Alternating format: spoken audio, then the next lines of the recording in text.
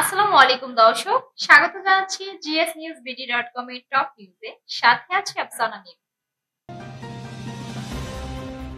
গত দেড় দশকে সংঘটিত গুমের ঘটনাগুলো নিরপেক্ষ ও কার্যকর তদন্তে জাতিসংঘের যে কোনো ধরনের সহযোগিতা চেয়েছেন প্রধান উপদেষ্টা অধ্যাপক ডক্টর মোহাম্মদ ইউনূস। তিনি বলেন, আমি চাই জাতিসংঘ আমাদের চলমান তদন্ত প্রক্রিয়া সম্পৃক্ত হোক, এতে তদন্ত প্রক্রিয়াটি আরো শক্তিশালী হবে। সোমবার রাষ্ট্রীয় অতিথি ভবন যমুনায় জাতিসংঘের গুম বা নিখোঁজ বিষয়ক ওয়ার্কিং গ্রুপ ডব্লিউজিআইডি এর ভাইস চেয়ারপারসন গার্জিনা বারানস্কা এবং সদস্য আনা লোরেনা দেল গার্দিও পেরেজ তার সঙ্গে সাক্ষাৎ করতে গেলে তিনি এসব কথা বলেন। সাক্ষাতে জাতিসংঘ কর্মকর্তারা গুম প্রতিরোধে সরকারের নেওয়া বিভিন্ন উদ্যোগের প্রশংসা করেন। বিশেষ করে আন্তর্জাতিক গুম প্রতিরোধ সনদ ICPPED এ বাংলাদেশের সংযুক্তি এবং গঠিত তদন্ত কমিশনের কার্যক্রমকে ইতিবাচক বলে উল্লেখ করেন। তারা বলেন, এ বিষয়ে আরও কাজ করার সুযোগ রয়েছে। জুলাই আগস্টে গণহত্যার ঘটনায় মানবতা বিরোধী অপরাধের মামলায় পলাতক সাবেক প্রধানমন্ত্রী শেখ হাসিনা ও সাবেক স্বরাষ্ট্রমন্ত্রী আসাদুজ্জামান খান কামালকে আত্মসমর্পণের নির্দেশ দিয়ে বিজ্ঞপ্তি জারি করেছে আন্তর্জাতিক অপরাধ ট্রাইব্যুনাল। মঙ্গলবার এই বিজ্ঞপ্তি জারি করেন ট্রাইব্যুনালের রেজিস্ট্রার। পত্রিকায় এই বিজ্ঞপ্তি প্রকাশ করা হয়েছে। আগামী 7 দিনের মধ্যে হাজির না হলে তাদের অনুপস্থিতিতে বিচার কাজ চলবে।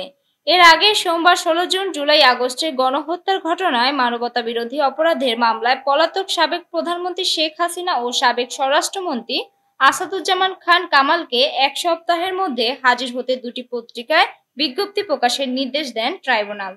আগামী 24 জুন এই মামলার পরবর্তী শুনানির দিন ধার্য করা হয়েছে। আন্তর্জাতিক অপরাধ ট্রাইব্যুনালের চেয়ারম্যান বিচারপতি মোহাম্মদ গোলাম মর্তুজা মজুমদারের নেতৃত্বে 3 সদস্যের ট্রাইব্যুনালে এই আদেশ দেন।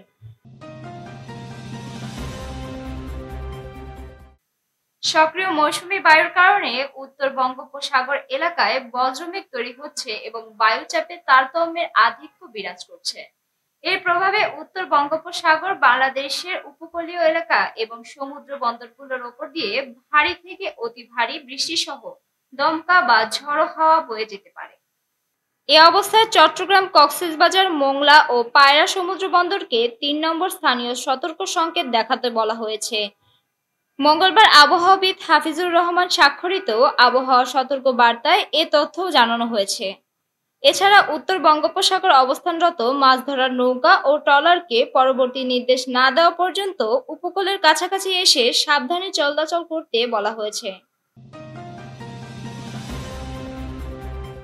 তেহরানে Islamic republic of Iran broadcasting IRIB এর প্রধান কার্যালয় ভবনে ইসরায়েলি হামলায় প্রতিষ্ঠানটির এক নিউজ এডিটর ও আরেকজন কর্মী নিহত হয়েছেন।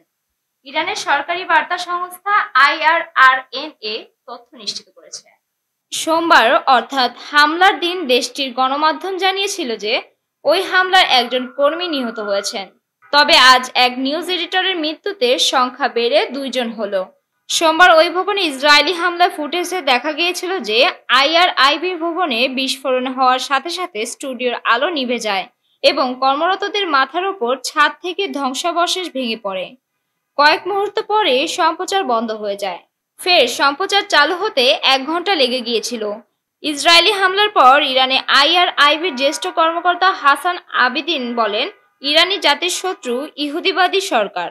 কয়েক মিনিট আগে Islamic republic of Iran news নেটওয়ার্কের বিরুদ্ধে সামরিক অভিযান পরিচালনা করেছে। দুর্দান্ত জয়ে ফিফা ক্লাব বিশ্বকাপ মিশন শুরু করেছে চেলসি। গতকাল সোমবার আটলান্টায় স্বাগতিক যুক্তরাষ্ট্রের ক্লাব লস অ্যাঞ্জেলস FC-কে 2-0 গোলে হারিয়েছে ইংলিশ প্রিমিয়ার লিগের ক্লাবটি। চেলসির হয়ে অভিষেক ম্যাচেই অ্যাসিস্ট করেন লিয়াম ডেলাপ, আর পেদ্রো নেতো ও এনজো ফার্নান্দেজ গোল করে গ্রুপ ডিতে নিজেদের প্রথম ম্যাচে দলকে 2-0 ব্যবধানের জয় উপহার দেন। চেলসি প্রথম গোল করে 34 মিনিটে। নিকোলাস জ্যাকসনের নিখুঁত ডাউনফিল্ড পাস পেয়ে নেতো প্রতিপক্ষ ডিফেন্ডার রায়ান হোল্ডিনশেডকে কাটিয়ে গোলরক্ষক হুগো লোরিসকে পরাস্ত করেন। প্রথমার্ধে 2টি হলুদ কার্ড দেখে চেলসি, যে কারণে দ্বিতীয়ার্ধে তাদেরকে বেশ সাবধানে খেলতে হয়। তবে আক্রমণ থেকে পিছু হটেনি ব্লুজরা। দর্শক, এই ছিল আজকের টপ নিউজে। gsnewsbd.com এর সাথে থাকার জন্য ধন্যবাদ। আল্লাহ হাফেজ।